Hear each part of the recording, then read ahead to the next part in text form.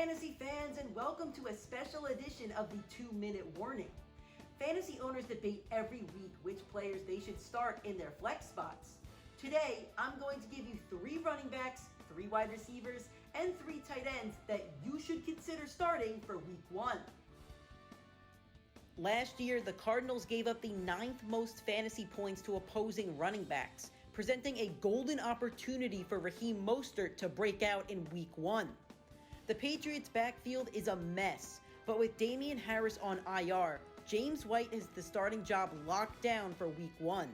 White has had over 400 receiving yards in each of his last 5 seasons. Cam Newton could use him the same way McCaffrey was used with the Panthers.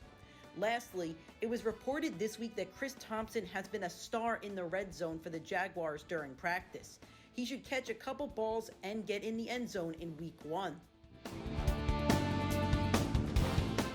In week 1 last year, Deshaun Jackson torched Washington for 35 fantasy points. I don't think he repeats that stat line, but I do think he gets 70 yards and a touchdown for a solid 18 points.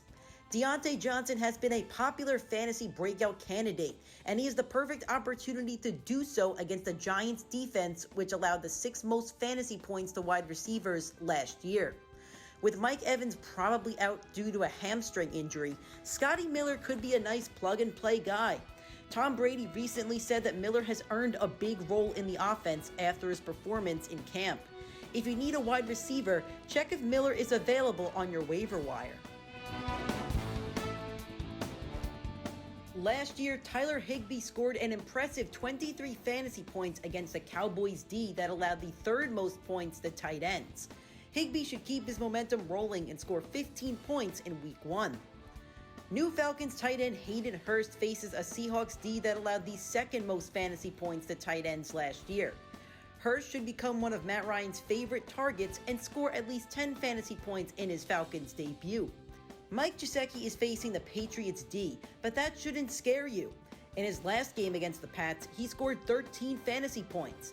He also already has developed chemistry with Ryan Fitzpatrick, making him a solid sleeper option at tight end.